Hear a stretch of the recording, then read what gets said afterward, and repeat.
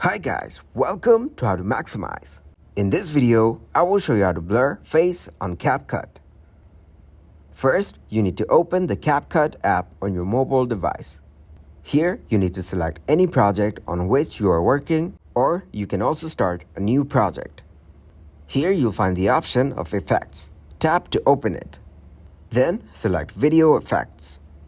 On swapping these options to the left, you can see other effects. Tap to open Lens. From here, select the option of Blur. After selecting it, you need to tap on the tick icon. Now tap on the Adjust from your bottom left. You can adjust the level of blurriness of the picture. After the effect is added to the complete picture, tap on the arrow icon from your bottom left. Then head towards the option of Overlay. Now select Add Overlay. Now you need to select the same picture which you have blurred before. Tap on Add. After that, adjust the overlay to the whole clip. After that, hold and fix the picture to the complete screen.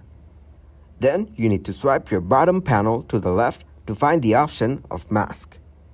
Tap to open it, then select a circle. Tap on Invert from your bottom left. Now hold and drag this circle to the face area of the picture. You can also adjust the size of the circle. Once it is done, download your picture with a blurred face.